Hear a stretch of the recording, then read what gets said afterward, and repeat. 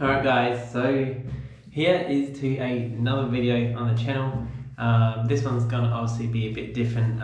It's not be a riding video.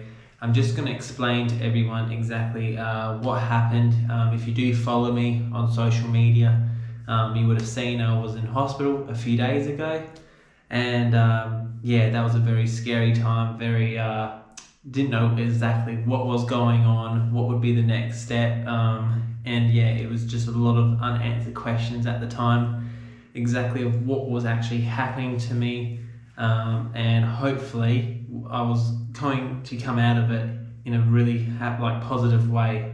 Could have turned the other way real quickly, and yeah, could have been in a lot worse shape than I am in today. So pretty much I'm just going to explain from the very beginning to exactly why it actually happened, what caused it, and then obviously and then at the end of it what's going to be happening in the future and the results of it. So practically what happened is last week on Saturday, we went and did an airbag session just outside Brett's house, and just before we did that, we ended up ordering breakfast from Uber, which is a very common thing. Sometimes we do it, especially when we are in a bit of a hurry. Pardon me. And we ended up getting some breakfast. I got the eggs Benny, or eggs Benedict, if people don't know what Benny slang one is. And pretty much I took a few mouthfuls of it. I said it didn't really taste right. The eggs were a bit of a funny taste, plus also the mayo or the sauce, whatever they put on it as well, was it tasted a little bit sour as well. So I just thought in my head, like, nah, it's best not to eat it, because obviously it just doesn't taste right. So I only had a few mouthfuls. Anyways, pretty much from there on, ended up doing the riding and stuff, and then Sunday morning got up, went and had a lovely breakfast at Post in the city, did a little bit of shopping. Everything seemed fine, everything seemed quite good. We're actually having quite a good day. And then comes Sunday night around about 9:30, 10, we're getting ready for bed, because obviously I'm quite exhausted from the day before and obviously today. And ended up just getting severe diarrhea, and obviously ended up getting a high fever. I thought it was COVID, and then it wasn't COVID, and just ended up suffering quite badly for the whole night. Didn't know really what was going on until about 4 o'clock in the morning. The fever stopped and I was pretty fine, but then I just realised, like, came Monday, I was on the couch in a ball all day, just obviously still having diarrhea all the time, going to the toilet probably 3 to 5 times an hour. Took medication, I was taking Imodium, everything that you should be taking to stop these type of deals, and nothing actually worked. So pretty much that went on for a few days. Tuesday, Wednesday still was happening. Come Wednesday though, I started getting my energy back.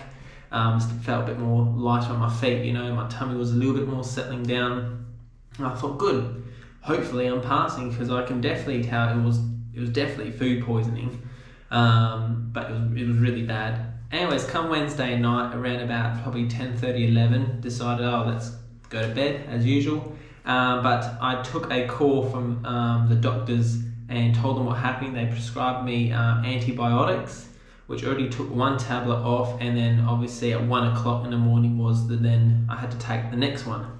So I felt a little bit of pain in my shoulder and around about here, just a tiny bit, but I mean, I thought, oh, Saturday I took a few good damn slams, so I thought, oh, it's just muscle wear, and obviously riding BMX, as you guys would know, it happens. Anyways, ended up waking up 1 o'clock, took my medicine, and I just got really, felt very tight and a bit burny up here, plus my chest. Anyways, I rolled over on my back thinking, like, you know, just relax.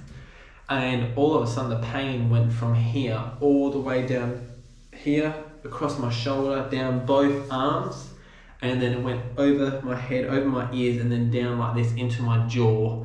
And it was the most excruciating, most terrible pain I have felt for a very long time. It felt like you were laying on the floor and you had about 5 guys just stomping as hard as they can on your chest.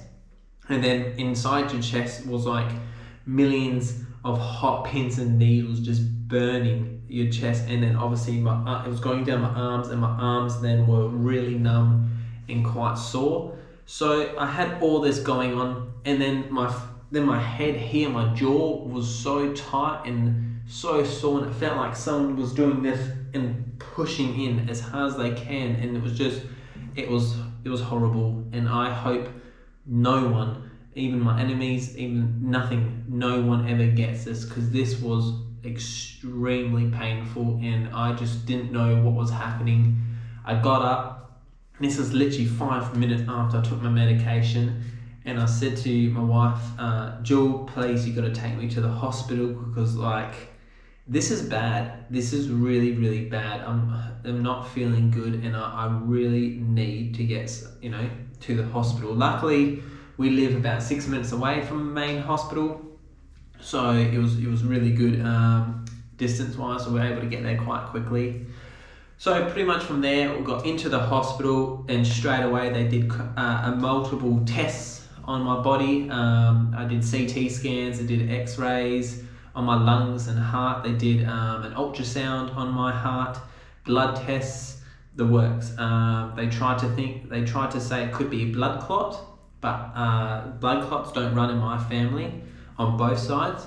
So I was kind of thinking, oh man, like, I don't think that's going to be happening. Then they did say that it could be just like diabetic, which diabetes do run in my mum's side, but again, I was like, I don't have diabetes. So they were quite confused what was going on, but they did multiple tests and stuff. So the ultrasound came back good. The CT scan came back negative for clots or anything like that. So that came back good. Every test I was doing, my lungs looked good. Everything looked really good until they did a blood test. And unfortunately, with my blood test, everything else came back all right, except there's a certain name for it. I can't, even if I told you, it's the weirdest name, but I think it's the actual mass or something about a heart, or however they measure the valves or whatever. But pretty much most people have a counting of about 26, 27, right, in their normal bodies. The first test went up to 777, which was not good at all. Apparently to them, that was extremely bad. And then they did a second test about 2 hours later, so they got new fresh blood, and it went over to 2,400 of whatever these counts are. And pretty much the doctor just came in and whispered to me like, you've had a heart attack. And because obviously my heart expanded quite a bit, pretty much they just made it out like, yeah, you've had a heart attack. And at that moment, I was then quite scared of what was going to happen next, because I've had other family members have had heart attacks, have had results of open heart surgery afterwards, or they've had other things done to them. Even to this day, they still have to have medications. They can't do certain things. I was very scared of like, how could this affect my life? How would this affect obviously us, my wife, and what we're doing, but also at the same time my riding. And my riding has become quite big, and I'm slowly turning it more into as a hobby, as into a career, because it's really helping. Like, things are taking off with it. I'm able to travel a lot more with it. YouTube is going really well, and other things with my riding. And I just thought, man, I'm only 26. I'm just starting out with my life, really just beginning to see where this could take me into the future. And to have all this going on is quite horrific, quite bad. And I feel like this isn't the first time. 3 years ago, and I had cancer. And if I didn't found it when I did, I would have been dead in 6 months. That's what I was told. So that was a big hurdle 3 years ago, and to now have this as well. And the doctors just couldn't figure it either, because they said you're quite young, quite fit, everything coming back really positive. There was no anything that could explain what could have happened. I do take a bit of pre-workout when I do riding, especially on the days I do feel a bit more exhausted. And I asked the doctors absolutely everything about that, and they said that doesn't affect your heart. They said if you're taking like 10, 12 scoops a day, every single day, then they said yes, it'll eventually affect your heart. But I told them I take it here and there, you know, like not every day, maybe once, probably once a week, maybe twice a week, but only do like 1 or 2 scoops of C4. And they said, no, that wouldn't have done anything to your heart. So pretty much they were just, every time I was asking something, they were just ruling it out of that is not the cause. So pretty much then I ended up being in the emergency room from 1:30 till about, 1:30 until they took me to the ward, which is then that's where you get to go up to the next level in a hospital. And that's where, like, if you get sent up to the ward and you don't get to leave the emergency, that means that you know you're a little bit in trouble, because you definitely something bad is happening, and they said I'm not allowed to leave the hospital, which is fine, because I wanted to make sure that I was 100% all good, ready to go before I leave, because who knows what would happen if I actually did leave the hospital at the time. So pretty much then I was in a lot of pain still. They did give me some very heavily medication, especially for my heart and my chest, which did help a lot. And then ended up then having to do more blood tests, and they wanted to do a major ultrasound on my heart. So pretty much from the way they do it is they take about 50 to 70 scans of everything. They take all the valves, all the blood, everything around your heart. They take so many scans. They check the heartbeats, everything on it. The funny thing is I kept triggering their machines, because apparently because when you're very very athletic and very fit, pretty much your heart gets stronger, so it doesn't need to beat as hard to pump blood around your body. And my beats were standing around about like 50, 54. And that's not like the normal average. Everyone else is around about 60 and upwards. And every time I tried to get some sleep, my heartbeat ended up going under 40. So on their machine, if it goes close to 40 or under 40 beats, straight away their machines were going red. I had nurses constantly barging in, going like, "You're right, Mr. Huey, you're right, Mr. Huey." And I'm like, "Yep, I'm fine, like I'm just trying to sleep." So that was pretty funny, but at the same time it was quite annoying, because I practically, from that day till I got out, I probably only got a couple hours of sleep in about 3 days. So that didn't actually help me a lot, and the food in the hospital is disgusting, but luckily my wife was very kind. She went out, got some food for me, and I was able to eat and survive. But practically what happened is pretty much I had obviously a stomach bug, an infection, and sometimes, believe it or not, tall skinny blokes like us that are quite athletic, quite fit, it can actually, the infection from whatever you had can actually affect your heart. So what's happened is, on top of my heart is actually all the muscle there and the valves has actually inflamed or bruised up, you know, in a way. So what's happened then is all that has then put pressure onto my heart, and that's then what gave me a heart attack. In a way, it's funny, the doctor was like, you had all the symptoms, you had all the problems of a heart attack, but he said at the same time, you didn't have a heart attack, which to me didn't really make sense. But in a way, it's like you had a heart attack, you had the symptoms, but then at the same time, it wasn't the same end result as a proper heart attack. But they did say though, if I was in my 60s or much older, they would have actually just classed it as a heart attack. But because I was so young, they didn't class it as one. They pretty much just said, yeah, your heart on the top of my heart is quite inflamed and obviously quite bruised. So obviously whatever this bug or infection I've had, unfortunately did this to me, and that's why then I ended up in hospital. The next step with that was pretty much to get this, like I said, this main ultrasound thing done, which I didn't get done till about 5:30, about 4:30 that afternoon. So I got there at 1:30 in the morning, and pretty much till about 5:30 afternoon, I stayed around. I was in the ward. I was in bed I had probably about 8 wires all attached from my body to this monitor.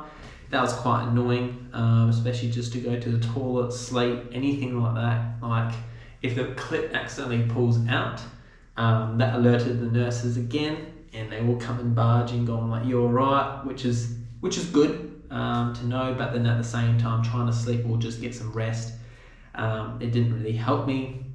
So I obviously had all these wires, all this stuff attached to me, and then pretty much if that didn't come back positive, then I had to go in an ambulance to I think it's St.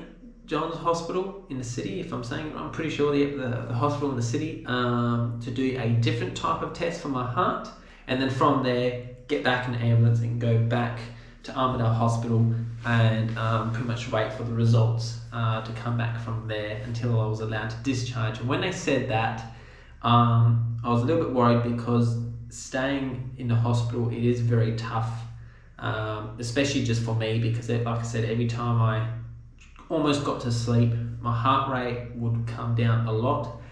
All their machines will start beeping, going red, going, too low, they barge in, boom, I'm up, wake again. So that's what made it really hard to really get a hold on myself and actually realize what was happening, and also to get rest. So I was sleep deprived for a long time, and I can just feel it in my body as well. I was quite weak and just mentally trying to get all the information together, exactly what is happening.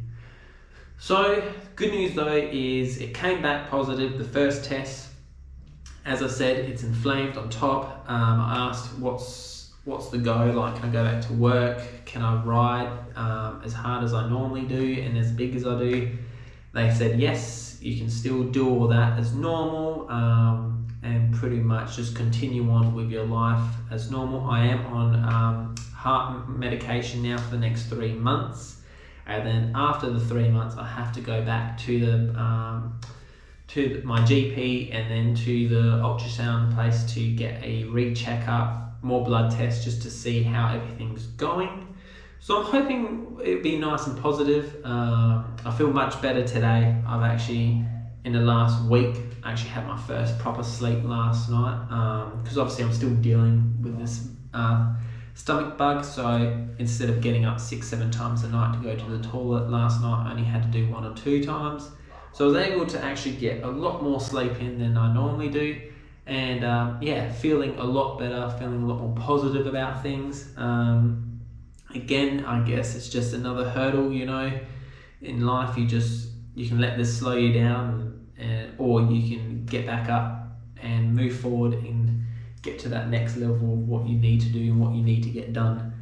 So pretty much from now to what I've experienced, I'm just going to take every day as pretty much a gift, because I think just realizing from the fact that 3 years ago of having cancer to now this, any day you could just be chilling, having a good time, just relaxing, to all of a sudden, but literally in a matter of a few hours, you could be in a hospital and gone, and you don't realize how easy and how precious you got everything in your life until you realize you've been in those situations and gone far out. This is pretty full on. Like, if you got goals and you got things that you want to get done and you're just hesitant, don't be. You want to go and do something that you love, but you're just stuck in a job and you're afraid to leave, to go on to do that dream, go and do it, because you don't know, by the end of the night, you might not be here tomorrow,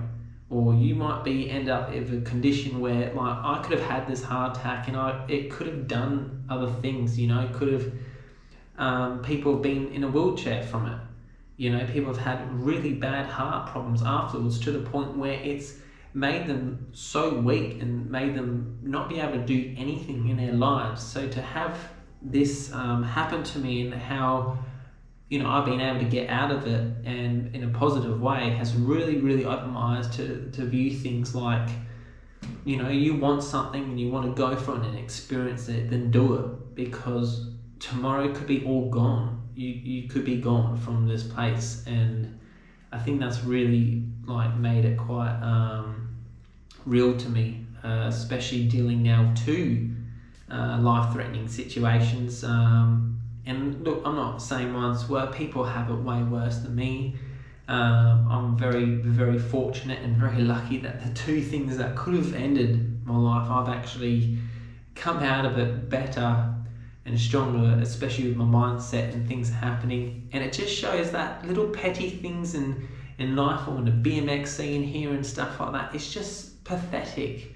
You know, like, that's why I prefer to just ride with my mates that I really enjoy riding. Be positive, you know, always show each other respect, and you know, just show them, like, what's the word, like, be nice to others, because you don't know what they're going through in the background. You know, if you get really good and stuff like that, then teach others, help others, you know.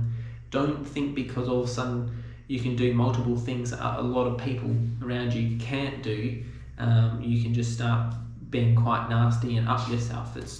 It's gonna be lonely for you if you do that, and a lot of people know exactly what I'm talking about. They've been there, done that, and look where they are now. There's not a lot of people around them.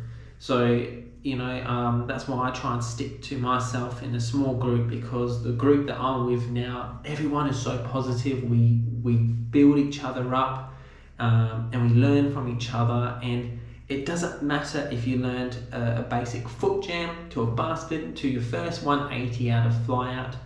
We're going to be stoked for you. It's just as much as a person that is like learnt flare bars or something like that.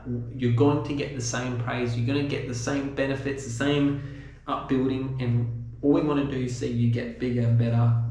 So that's why I feel with what's happened to me and stuff like that, I definitely have a whole different mindset. Like, there's so many things I want to do, and you know what? I'm sick of having excuses. I'm sick of having things in my place. You know, I have a lot of other issues that go around in the background stuff. And you know what? I don't care. I'm going to live my life the way I want to live it. I'm going to do what I want to do. And I'm going to fulfill all my dreams. And I'm going to smash it out, guys. And if that's got to do with work or my writing or anything, I'm going to do it to the best of my ability. And I don't care how good I get or how far I push up. No one is going to stop me. And if you have a problem with that, that's your issue. But with me, it does not bother me what other people say. And I have learned that a long time ago. If you keep listening to others and you keep, you know, taking it to heart every time someone says something to you, you're going to stop. You're not going to be able to improve yourself, and you're not going to be able to benefit yourself. Who cares what other people say? Keep fighting, keep going, live your dream out, and you will succeed. If they're holding you back, then it's time to let go. It's time to move on, because there's other people out there that will help you.